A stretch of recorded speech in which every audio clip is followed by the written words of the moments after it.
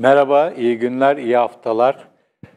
CHP Genel Başkanı Kemal Kılıçdaroğlu'nun başlattığı adalet yürüyüşü dün Maltepe'de, İstanbul Maltepe'de adalet mitingiyle 25. gününde noktalandı. Çok büyük bir katılım oldu. Herhalde CHP'nin yakın dönemde 7 yıldır partinin başında Kemal Kılıçdaroğlu böyle bir toplantı, miting gerçekleştirmemişti. Ve çok önemli bir siyaseten herkes için ama Türkiye için özellikle de CHP ve Kemal Kılıçdaroğlu için çok önemli bir dönüm noktası olarak tarihe geçti. Zaten kendisi de dün konuşmasında bunun altını ısrarla çizdi. Gerçekten böyle ve Kemal Kılıçdaroğlu bir eşiği aştı. 7 yıl sonra ilk genel başkan olduğu kongreyi hatırlıyorum. O sırada Çalıştığım Haber kanalı adına canlı yorumlamıştım. Ardından bir kongre daha yaptı.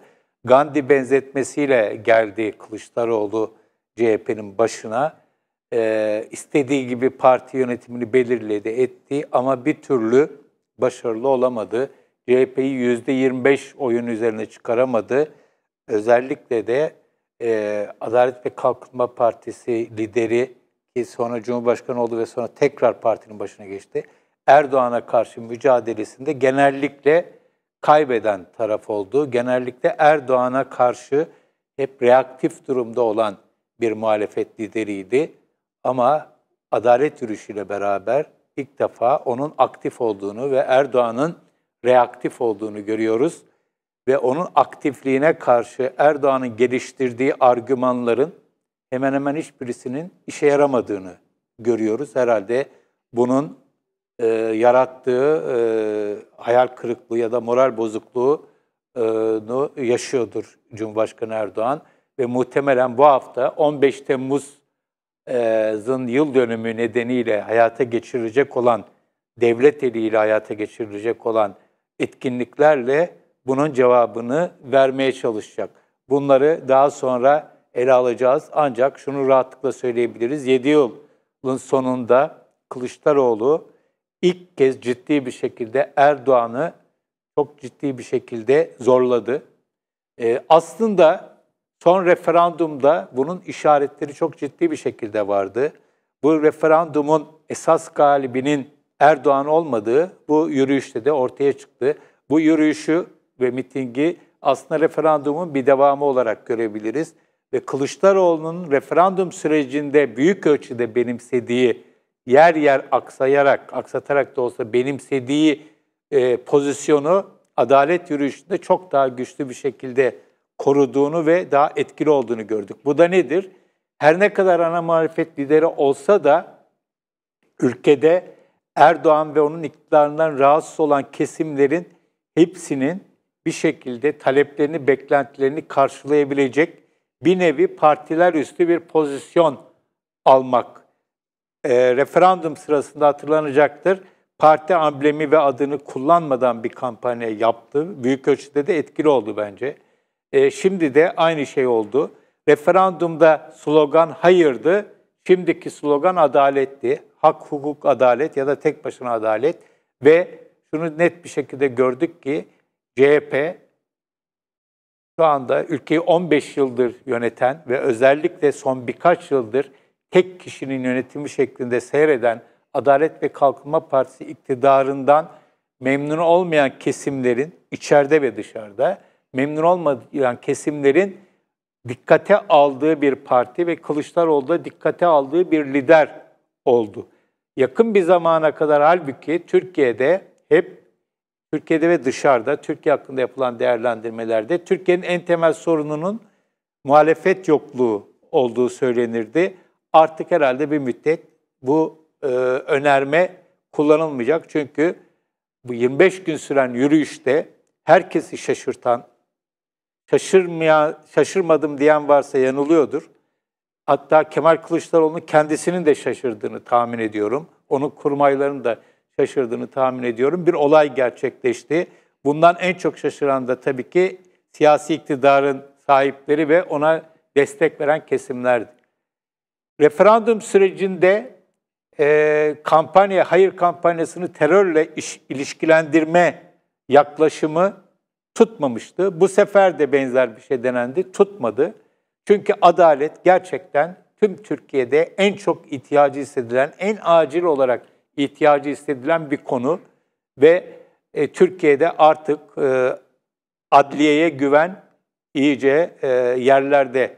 Yani Cumhurbaşkanı Erdoğan'a en son G20 zirvesi sırasında sorulan sorularda herkes hakkında onlar mahkemededir. Gazeteciler için, insan hakları savunucuları için, siyasetçiler için mahkemeler cevabını verir dedi. Ama onlar hakkında, özellikle Selahattin Demirtaş hakkında terörist gibi tanımlamalar yaparak bir şekilde kendisi yargı olmadan infazı yaptı. Ama onu dinleyen hiç kimse herhalde onun Türkiye'de bağımsız ve tarafsız yargı olduğu iddiasına inanmamıştır. Buna Adalet ve Kalkınma Partisi'ne destek veren kesimlerin de inandığını açıkçası sanmıyorum. Şu anda Türkiye'de dün Kılıçdaroğlu'nun konuşmasında da belirttiği gibi gerçekten yargının bağımsızlığı konusunda Türkiye çok ciddi bir şekilde gerilemiş durumda. Yargıç ve savcıların bağımsız bir şekilde özgür iradeleriyle tamamen evrensel hukuk ilkelerine uyarak hareket ettiklerini söylemek Türkiye'de çok mümkün değil. Dolayısıyla bu adalet meselesini öne çıkartarak Kılıçdaroğlu gerçekten sadece adalet meselesini alarak, bunun dışında hiçbir sloganın kullanılmasına, atılmasına izin vermeyerek, Türk bayrağı dışında bayrak, pankart açılmasına izin vermeyerek gerçekten bir mucizevi bir şey gerçekleştirdi. Tabii bundan sonra bunun nasıl gideceği sorusu var. Herkes bunu konuşuyor, bunu tartışıyor. Buraya kadar iyi güzel ama bundan sonra ne olacak? Bunu sürdürebilecek mi diyor. Tamam, doğru, ancak bunun olmuş olması bile, bu 25 günlük yürüyüş ve dünkü miting başlı başına üzerinde konuşulması, değerlendirilmesi gereken bir Türk siyasi tarihinde, ki ben gazeteci olarak bunu 32 yıldır gazeteci olarak bunu takip etmeye çalışıyorum. Gerçekten önemli bir nokta oldu. Bunun başlı başına değerlendirilmesi lazım. Burada Kılıçdaroğlu artık 7 yıl sonra artık bir siyasi lider olarak kendini göstermeye başladı. Geç kalmış bir şey ama şu anda gerçekten riskli bir şey yaptı. Bu yürüyüş şu ya da bu şekilde yarım kalabilirdi, başarısız olabilirdi, katılım düşük olabilirdi, provoke edilebilirdi, şu olurdu, bu olurdu. Yürüyüşün içerisinden bir takım insanlar sorun çıkartabilirdi. Yürüyüşün dışarısından bir takım sorunlar gelebilirdi.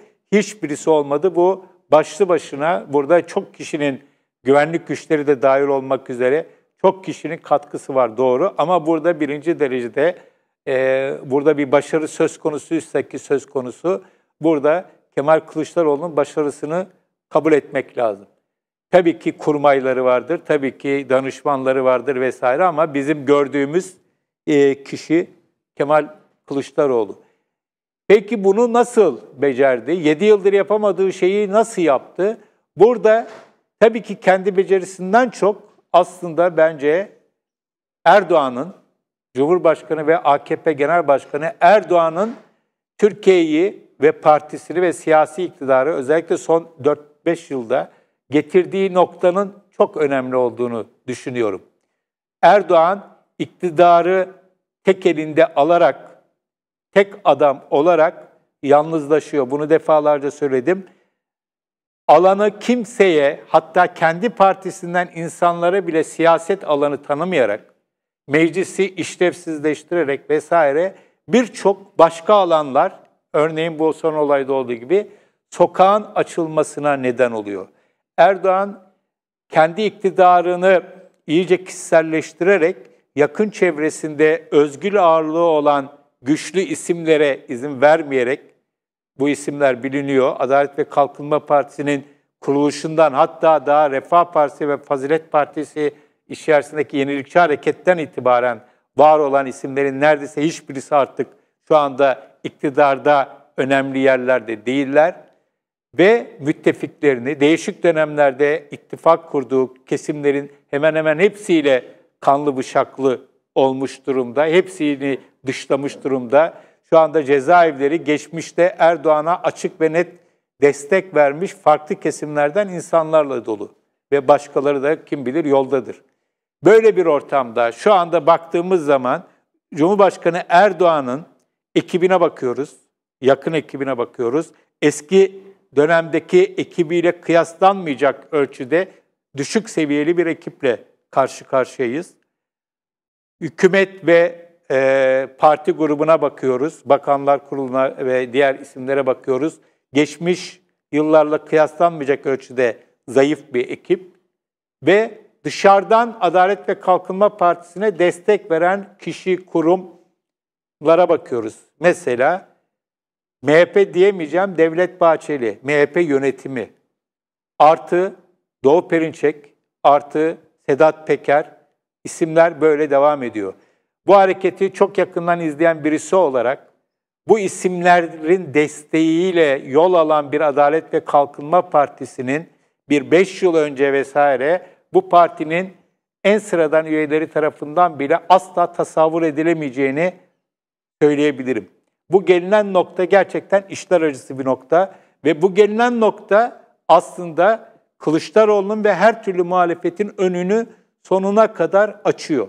Ve burada işte bir adalet mefhumunu merkeze alarak Kılıçdaroğlu gerçekten aslında alanı daralttığını sanan Erdoğan'ın açtığı geniş bir muhalefet alanı içerisinde Ankara'dan İstanbul'a yürüyerek gerçekten bir inisiyatif aldı.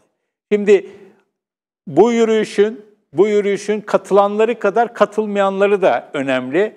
Mesela demin adını andım, Doğu Perinçek, Vatan Partisi yürüyüşü AKP'den daha fazla bir şekilde terörle eşleştirdi.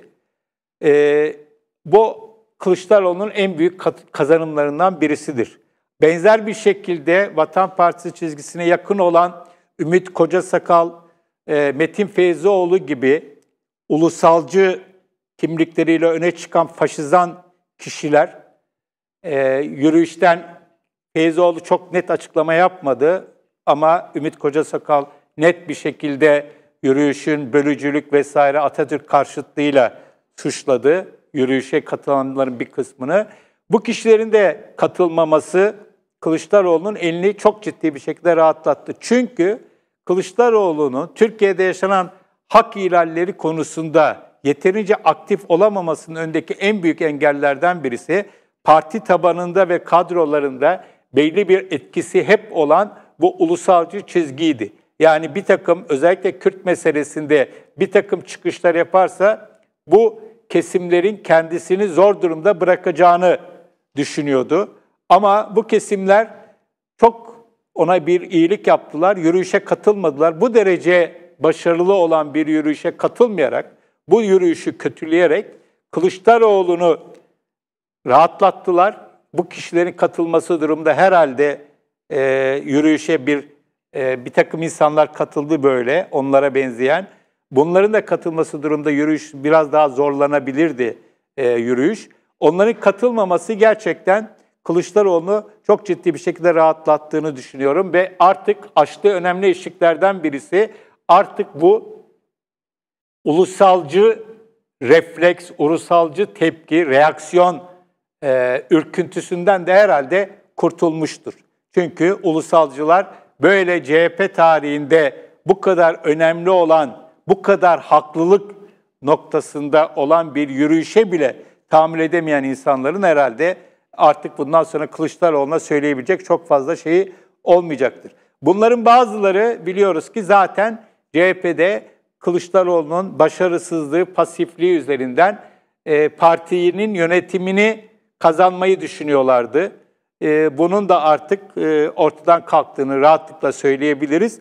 Öte yandan parti içerisinden olup parti dışarısından bir kenarda bekleyip Kılıçdaroğlu başarısızlığı iyice kesinleşince partinin dışına paraşütle kurtarıcı olarak gelmeyi düşünen barocular tasfiye oldu. Artık CHP üzerinde herhalde bir hak iddia edemezler.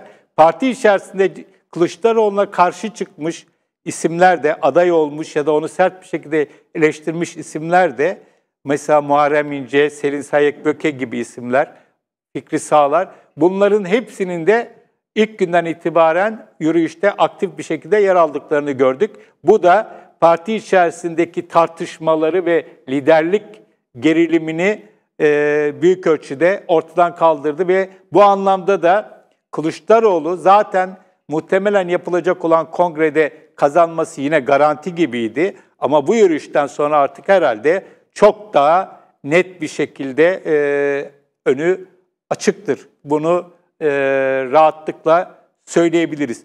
Siyasi olarak da önü açık oldu. Mesela HDP meselesi hep şeytanileştirildi. CHP'nin HDP ile yan yana durması ihtimali hep bir kötü bir şey, kriminal bir şey olarak gösterildi. Kısa bir sürede olsa HDP'liler de bu yürüyüşe katıldılar, yan yana fotoğraf verdiler ve hiç de dünyanın sonu olmadı. Artık bunu da çok net bir şekilde artık CHP, Kürt meselesinde ve başka konularda çok daha rahat bir şekilde hareket edebilecek hale geldi diye düşünüyorum. Tekrar şunu özellikle vurgulamak istiyorum. Bu Kılıçdaroğlu'nun başarısı olduğu kadar ve belki de ondan daha çok Erdoğan'ın başarısızlığıdır. Erdoğan'ın iktidarı tekelleştirme konusunda attığı her adımın aslında elinden iktidarın kaymasına yol açtığını ve muhalefeti güçlendirdiğini bize gösteriyor. Tabii ki bu bir hafta içerisinde 15 Temmuz kapsamında yapılacak olan kitlesel toplumsal hareketlerle bir şekilde bu adalet yürüyüşüne cevap verilmek istenecek. Ancak tekrar vurgulamakta yarar var. Adalet kavramının karşısına demokrasiyi çıkartarak, yani bu 15 Temmuz bağlamında demokrasiyi çıkartarak aslında yanlış bir şey yapılıyor. Bunu da herhalde göreceklerdir. Çünkü adaletin başından itibaren 25 gün boyunca adalet talebinin karşısına siyasi iktidarın en üstünde isimleri Türkiye'de adalet diye bir sorunun olmadığını söyleyemediler. Bu çok net bir şekilde karşımızda duruyor. Zaten Kılıçdaroğlu'nun en fazla gücünü aldığı yer budur. Adalet kavramı üzerinden bunu yaparak siyasi iktidarı gerçekten köşeye sıkıştırdığını söyleyebiliriz. Şimdi adalet yok ama demokrasi var. Demokrasiyi korumamız lazım gibi bir argüman olamayacağı için Adalet ve Kalkınma Partisi'nin bu yürüyüşte ve yürüyüşün sonunda mitingde dile getirilen ve toplumun geniş kesimleri tarafından büyük şekilde tasvip edilen talepleri ciddiye alması gerekiyor. Aksi takdirde basın özgürlüğüne, düşünce özgürlüğüne yönelik hak ihlalleri devam ederse, hak ve özgürlükler mücadelesi veren kişilere yönelik ihlaller devam ederse, KHK'larla işlerinden atılan binlerce kişinin hak arama yolları tıkanmaya devam ederse, bu sürdürülebilir bir iktidar olmayacaktır ve bu durum CHP'nin ve Kılıçdaroğlu'nun önünü ciddi bir şekilde aşacaktır. Evet, Kılıçdaroğlu 7 yıl sonunda bir şekilde liderlik anlamında çok ciddi bir adım attı. Kilometrelerce yürüyerek ve biliyorsunuz rakamları valiliğin tabiriyle 175 bin kişiye hitap ederek diyelim ki valiliğin bunu apar topar böyle bir tweet atmasının da bu olayın ne kadar ciddi olduğunu bize gösteriyor. Kaldı ki bir yerden sonra miting alanında 175 bin mi yoksa 1 milyon 750 bin kişinin mi olduğunu bir yerden sonra anlamı yok. O görüntü başlı başına yeterli ve o görüntüden siyasi iktidarın ürktüğünü çok net bir şekilde görüyoruz. Bunun karşısına daha kalabalık çıkartmak ya da Maltepe mitingi sırasında bir televizyon kanalının yaptığı gibi Tayyip Erdoğan'ın daha önceki bir mitingini koyarak mücadele etmek, siyasi iktidarın böyle cevaplar vermesinin sorunu çözeceğini hiçbir şekilde düşünmüyorum. Buradaki sorun adalet talebinin son derece ciddi olmasıdır ve bu talebin gerçekten muhafazakar kesimin de AKP'ye oy veren kesimlerin de ciddi bir şekilde kabul ettiği haklı talepler olmasıdır. Bu taleplere cevap vermediği müddetçe ülkenin hukuk devleti, temel hak ve özgürlüklerin garanti altında alındığı bir hukuk devleti olarak yeniden inşası olmadığı müddetçe Türkiye'de adalet ve benzer sloganlarla yapılacak muhalefetin önü sonuna kadar açık gözüküyor. Eğer gerçekten bunlara cevap verilmek isteniyorsa, bu muhalefete karşı iktidar korunmak isteniyorsa yapılabilecek tek şey Türkiye'de tekrar demokrasiyi güçlendirmek, tekrar düştüğü yerden ayağa kaldırmak, temel hak ve özgürlükleri tartışmasız bir şekilde garanti altına almak, basın özgürlüğünü garanti altına almak, haksız yere içeride tutulan kişileri serbest bırakılmasının önünü açmaktır. Bunların yapılması durumunda ancak muhalefete cevap verilebilir. Şu aşamada bu 25 günün sonunda adalet yürüyüşü ve adalet mitinginin ardından şu aşamada muhalefet, Kemal Kılıçdaroğlu'nun şahsında muhalefet gerçekten ciddi bir inisiyatif almış durumda. Bundan sonra buna verilecek olan cevap daha fazla kişiyi gözaltına almak, daha fazla siyasetçiyi etkisizleştirmek olursa muhalefet daha da güçlenir. Bu dünkü mitingde en fazla vurguladığı şey Kemal Kılıçdaroğlu'nun cesaretti. Bu cesaretin insanlar tarafından rahatsız olan, iktidardan rahatsız olan insanlar tarafından bir korku eşiğinde aşılmış olduğunu bize gösterdi bu yürüyüş ve bu miting.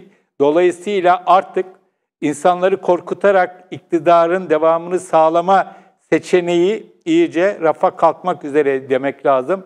Bu yürüyüşe ve benzeri eleştirilere verilebilecek yegane cevap demokrasiyi, eleştirileri ciddiye alıp yanlışlardan dönülmek, tekrar ülkede hukuk devletini tesis etmek olur. Onun dışında yapılacak adımlar, atılacak adımlar, verilecek cevapların hepsinin muhalefeti ve Kılıçdaroğlu dolayısıyla daha da fazla güçlendireceği kanısındayım. Evet, söyleyeceklerim bu kadar. Bu akşam saat 20'de Sedat Pişirici yönetiminde yürüyüşü ve mitingi değişik aşamalarında yerinde izlemiş olan 3 gazeteci arkadaşımız Banu Güven, Mirgün Cabas ve Kemal Can, Sedat Pişirici ile beraber bu yürüyüşü bu stüdyoda değerlendirecekler. Onu da duyurmuş olayım. Evet, söyleyeceklerim bu kadar. İyi günler.